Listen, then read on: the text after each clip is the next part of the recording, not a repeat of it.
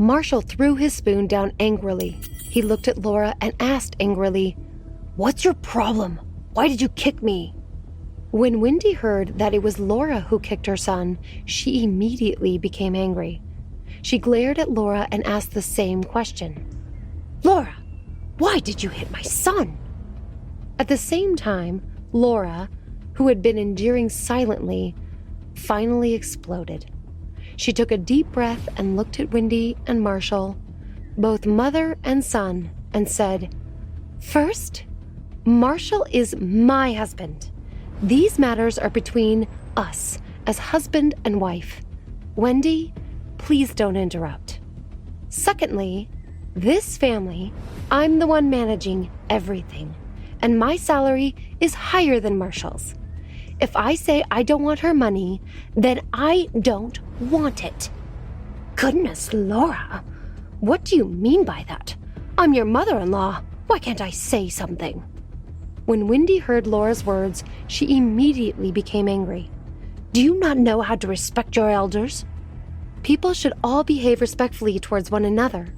Wendy, you are being very harsh toward my friend in my home, so it stands to reason that I point this out," Laura said to Wendy in an impartial manner. "Laura, you don't have to defend me." Anya was now incomparably embarrassed. She pulled her hand and interjected. "Anya, it's all right," Laura said, holding her hand and smiling at her to make her feel at ease. She refused to endure this overbearing and unreasonable attitude displayed by her mother-in-law. Laura approached Anya and softly said, "Anya, that money, you must not give it back to me, no matter what you say. Otherwise, you will be submitting to my mother-in-law's coercion. You are my friend, and you must stay on my side." Anya looked at Laura and was somewhat hesitant. Laura instructed Anya while she looked at Wendy and Marshall, who were still at the table, and said word for word, "Anya, remember, if I said no money, then don't." Anya saw Laura's mind was made up and could only nod her head. She planned to help Laura first, but also knew that she must return this money to her. But her thoughts came to a sudden halt when Wendy suddenly exploded. The daughter-in-law, who had always been so respectful toward her, had suddenly become so tough. She immediately cried out, slapped her leg in frustration, and looked at her son and shouted, "Marshall, son, your wife and an outsider are tormenting me. Don't you want to say anything?" "Geez, Mom, can you stop for a moment?" Marshall was also a pretty easygoing person.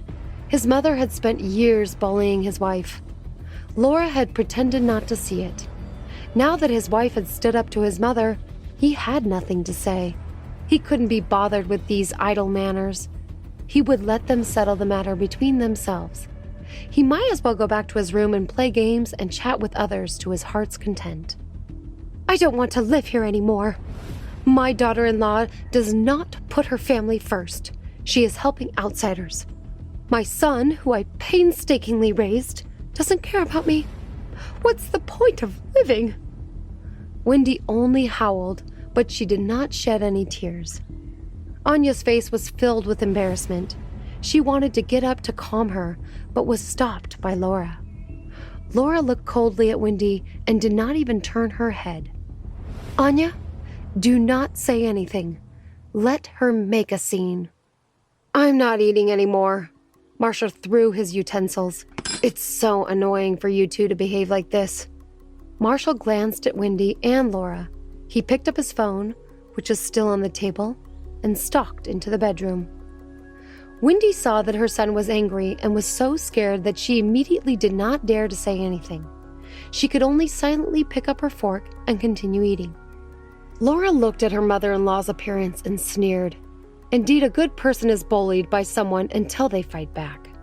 If only I had known earlier, I would have responded like this to you from the start, Laura thought, and then picked up the vegetables again and placed them in May and Anton's bowls.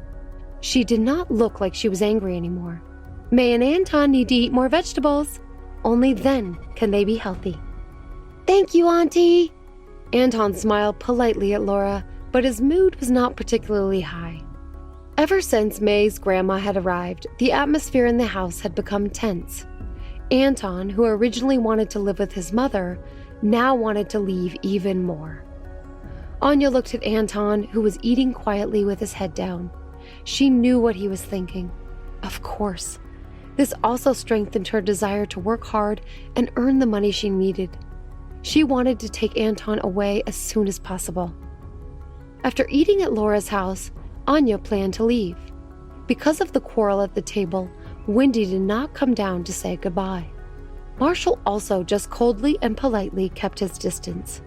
Only Laura brought May and Anton all the way downstairs to send Anya on her way. "Goodbye, Mommy!" Anton waved his little hands. Anya saw that he was very reluctant to part with her, but she held back her tears. "Anton, Mommy promises you that as long as my work is stable for a bit, I will come and get you." Anya's nose began to run as she held back tears. She hugged Anton again and again. "Anya, don't be too stressed. I will take good care of him." "Yes." Anya's eyes were red as she nodded toward Laura before turning to leave. From the time she left until she returned to her small apartment, Anya's mind was filled with his young, tender face, filled with peace. Anya absent-mindedly took the key and was about to open the door when the landlady appeared from around the corner. Her landlady had colorful curly hair and wore a set of pink and white pajamas to cover her somewhat robust body. She watched as Anya unlocked the door and walked in. Anya did not even slow down. The landlady asked, "Anya, are you back?" "Yes," Anya nodded. She knew that she had come to ask for the rent. She remembered that Laura had returned the money on her card today. She bit her lips and finally came to a decision. "Ma'am, is this about the rent? I don't have any cash on hand right now. Can I transfer the money to you on my app?" Sure. That works for me." When she saw that Anya did not intend to short the rent on purpose, she immediately laughed. As long as they gave her money, cash or transfer did not matter. "All right, I will send that right after I get to my room." Anya nodded, and just as she wanted to enter the room, she was stopped by the landlady. She paused for a moment and said to Anya, "You should transfer the money to the account now." The landlady was not new to the industry. She had seen all kinds of people who owed rent. The price of her room was fair and the location was not bad. The key was that the price was absolutely cheap. She had only rented the house to Anya when she saw that Anya did not seem like the kind of person who would go back on her word. However, she was beginning to not trust Anya anymore. Anya sighed helplessly. She could only ask the landlady for her account number and transfer the rent to her. Then she left in satisfaction. After Anya watched her leave, she finally walked into her small apartment. She sat on the sofa and did not even turn on the lights. The room was dark, and only the lights from outside shone into her room. Anya suddenly felt a salty liquid flow into her mouth. She reached out to touch the liquid at the corner of her mouth, and then realized that she was crying.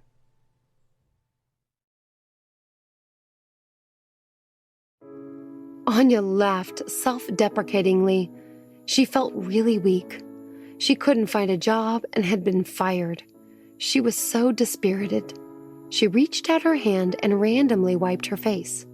Then she stood up and turned on the light. The bright light lit up the apartment.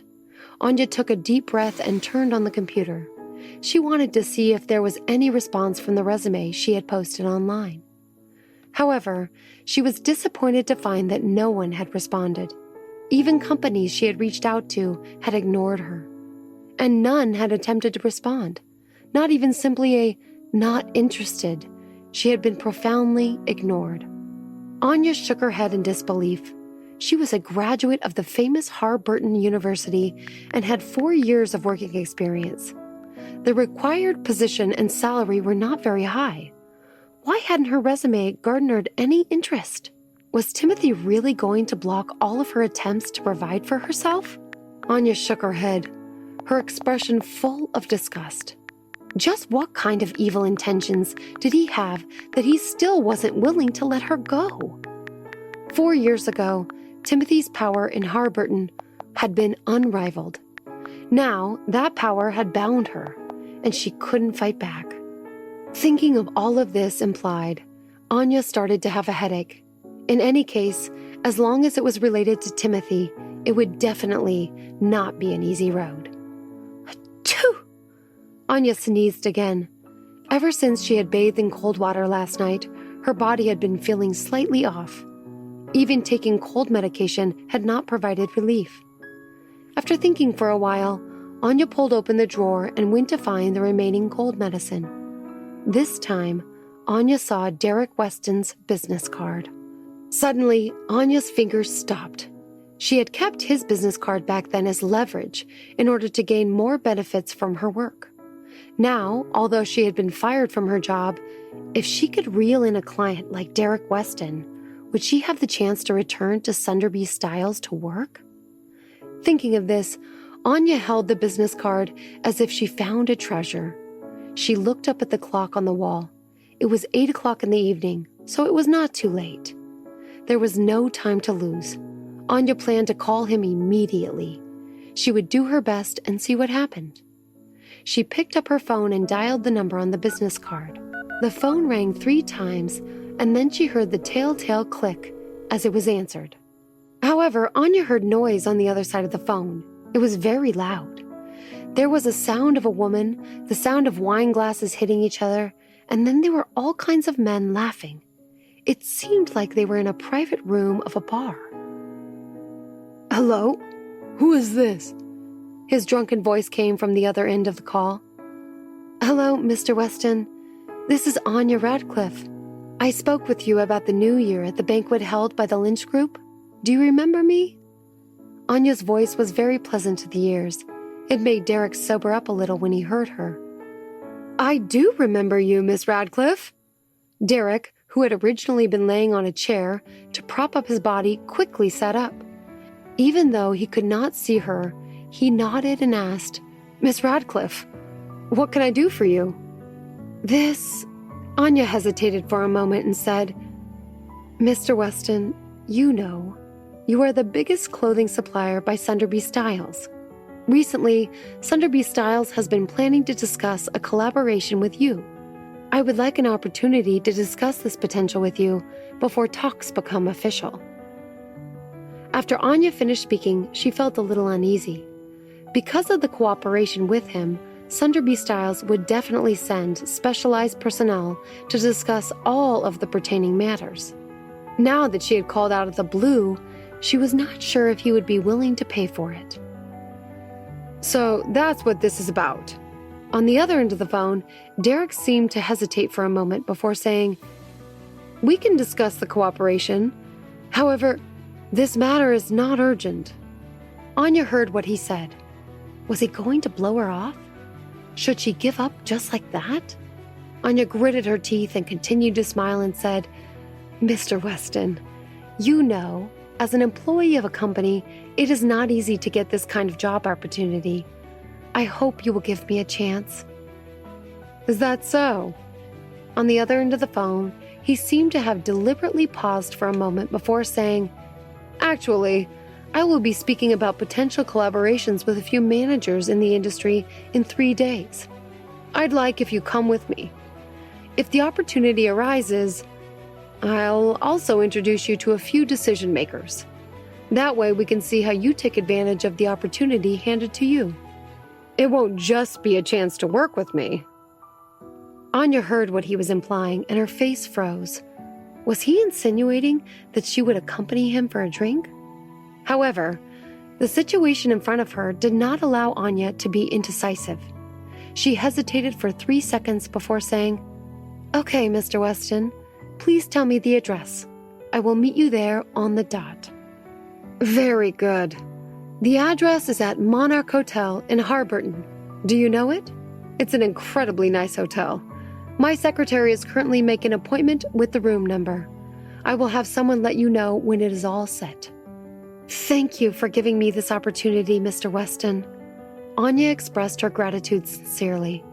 Derek saw Anya taking the initiative with a project and immediately felt confident. On the other side of the phone, he said to Anya in an ambiguous tone, "Miss Radcliffe, as long as you do as I say, there will be many opportunities for you in the industry. I appreciate that you are willing to put this kind of faith in me." Anya bit her lips. Her voice held a smile, but she also felt a bit of apprehension. Anya hung up the phone and laid down on her small bed weakly. She closed her eyes and was overwhelmed with all of the implications. It left her feeling very tired. Anya felt as if she knew what was going to happen in 3 days, but she did not have the willpower to stop anything that might be unseemly. She was tortured by her reality and did not want to think about anything anymore. She fell asleep just like that. She really needed some good rest. The next 3 days passed very quickly. Anya sat in front of the mirror. Her face was perfectly made up, accentuating her pair of beautiful peach blossom eyes. After Anya finally applied lipstick on her pink and lush lips, she leaned back to look in the mirror. She was going to pull off the perfect look for this meeting. She sighed and stood up. She put on the black dress that revealed her back.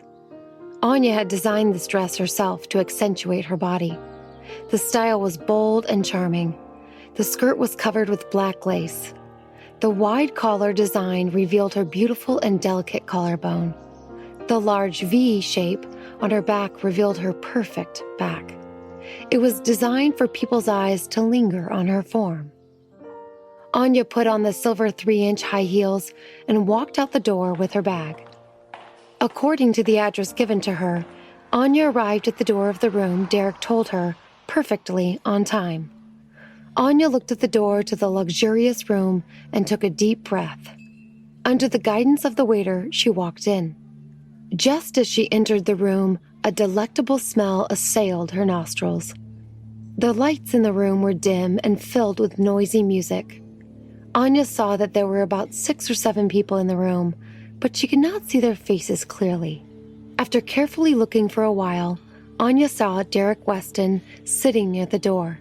He was holding a microphone and singing. One of his hands was wandering around the body of a woman accompanying him, her style very revealing. Anya looked at the women in the room and then at herself. Comparatively, she was dressed quite modestly. "Mr. Weston," Anya walked over with a smile on her face. "Oh, Miss Radcliffe is here!" Derek, who had been singing, heard Anya's voice and immediately shifted his gaze to her. He waved his hand and the woman beside him immediately stood up tactfully and walked away. Anya saw this and hesitated for a second before sitting down next to him. Derek saw Anya sit next to him. The excitement in her eyes was palpable. He smiled at Anya and tentatively put his hand on her shoulder. Anya's body immediately stiffened. Then she turned her head and smiled at Derek, tactically acquiescing to his actions. Derek was very satisfied with Anya's performance. He moved his entire body closer to her, then looked at her and said, "Today, Miss Radcliffe, you have come to please me, and I am very happy." "Thank you, sir. It is my honor to come and see you." Anya replied with a voice full of flattery, even though internally she found that she hated herself for it. "Miss Radcliffe, you really know how to get my attention. Please, call me Derek." He reached out to touch his head, which had lost half of its hair, and then looked at the other side of the room and said, "I have not let you come in vain today. I told you that I would introduce you to a big client. He's sitting right over there." After Derek finished speaking, he raised his chin and gestured for Anya to look toward the corner of the room. Unfortunately, the light in the room was dim. Anya only saw a tall figure sitting there with his legs crossed, minding his own business as he drank. "The customer only agreed to meet me after I asked him to come here several times. Today, as long as you can set up an agreement, you will have an added bonus.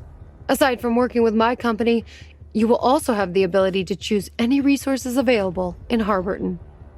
Although he was very unwilling to give up the opportunity to be with Anya, as he thought he was about to get his hands on her, he was also a businessman. As long as he could make this big shot happy, he could still get any woman he chose. Today, Derek had sent for a few women to garner his attention, but they were all unsuccessful. Now he placed all of his hopes on Anya. With this thought in mind, Derek handed a full glass of wine to Anya. "Today's success or failure will depend on you. As long as you could get him, you won't have to worry about anything else." Anya looked at the wine glass in Mr. Derek's hand. She bit her lip and quietly took it. She stood up and attempted to plaster a smile on her face. Then she twisted her waist and sauntered toward her target. "Boss, how about a toast?" Anya held the wine glass and sat beside the gentleman pointed out by Derek. "Not interested." Timothy poured a glass of wine into his mouth and answered coldly. Because Leslie and Timothy had been discussing an entrance into the clothing industry, and Derek Weston was a well-known industry titan in Harburton, he had a lot of connections. So, under Leslie's repeated begging, Timothy had agreed to a quick meal with Derek. However, after the meal, he brought them up to the room for entertainment. Leslie was the first to express his desire to join the men, so Timothy had no choice but to follow him. Leslie had not been there long before he left him to go flirt with the women around the room. Timothy was the only one left drinking alone. He had originally planned to leave as he did not want to wait for Leslie anymore. He did not expect that another beautiful but uninteresting woman would make it a point to come and chat with him. However, when Anya heard his deep voice, she immediately frowned. This voice was so familiar. She seemed to have heard it somewhere before. Without hesitation, Anya used the dim light to size up Timothy. When Timothy saw that the woman beside him did not leave, he immediately raised his head impatiently. They looked at each other again, now closer, and the same question popped up in their minds. How could it be him? How could it be her? Timothy was shocked. He quickly looked Anya up and down. She was wearing a black mini-skirt length dress, and her 3-inch-high silver heels revealed her beautiful ankles. "What are you trying to do by dressing up like this? Anya, what are you trying to do?" Timothy's lustful eyes fixed his sharp gaze on her face. Under the waves of dark hair was a radiant oval face. The pair of seductive peach blossom eyes seemed to have a faint eyeshadow on them. Her large and moist red lips slightly opened, setting off the red wine in her wine glass. Timothy frowned slightly. He had never fully appreciated her beauty. Anya was actually quite charming. Those mesmerizing eyes made him unable to shift his gaze away from her. Seeing Timothy staring at her, Anya's smile froze on her face. Why had she met Timothy here? Wasn't he famous for being a good man, a faithful man? It was already so late. He should be at home sleeping with his frail and sickly wife at the villa. Why was he still here drinking? It seemed like Timothy was not as loyal to his wife as the rumors in the outside world had portrayed him. Yet, he had managed to maintain his dignified reputation. But what did these things have to do with her? Nothing. They had long since become strangers from the people they were all those years ago. Today, their paths had intersected once again. Her identity had become only that of a woman who wanted something from him. Since it was unavoidable, she would just have to face the situation head on. She still had to feed herself and Anton, so she didn't have the luxury to be pretentious here. Thinking of this, Anya quickly adjusted her expression. She swirled the wine glass in her hand and smiled at Timothy. "Mr. Godot, what a coincidence." Timothy did not answer Anya. He just pursed his lips. He thought about the scene when he and Anya met again, and how the old her would have reacted. He knew she would cry and scold him for being scum, or she might turn around and leave like she did at the cocktail party. However, Timothy never would have thought that Anya could actually greet him without missing a beat. "Why are you so quiet, Mr. Godot?" Anya raised her glass as if nothing had happened. She looked at Timothy and said, "Sir, This glass of wine is for you. In the future, Sunderby Styles will have Derek's cooperation. I will have to trouble you to assist me with this." After Anya finished speaking, she immediately raised the glass in her hand and poured it down her throat. At that very moment, Timothy reached out and grabbed Anya's waist. A puzzled expression appeared on Timothy's tough face. How had the innocent and foolish Anya become like this? "Anya, you..." "Shh." Anya placed her index finger on Timothy's lips. She blinked her beautiful eyes and said with a smile, "Mr. Godot, I am no longer the Anya from 4 years ago. This is me now. It has something to do with romance, and it has something to do with desire." Timothy did not expect Anya, not Anya, to become like this. Was it because he abandoned her years ago that Anya had fallen into this life? Back then, he had given her a divorce compensation. It was just that she had chosen not to take it. That had nothing to do with him. He wasn't responsible for her decision. Even though Timothy had been finding excuses for himself in his heart, the feelings he had for her were quietly changing. "Come on. It's all because of our friendship in the past. After drinking this glass of wine, I can explain it to Mr. Weston." Anya did not carefully estimate the change in Timothy's expression. She felt that her main task now was to complete Mr. Weston's instructions so she could return to her job at Sunderby Styles. Nothing that had happened in the past, nor any grudge, was more important than filling her stomach and taking care of her son, which was her biggest priority. Anya once again raised the wine glass and handed it to Timothy. Timothy's hard eyes stared at the wine in the glass. Once again, he looked at Anya's indifferent face and asked, "Anya, do you not have any money?"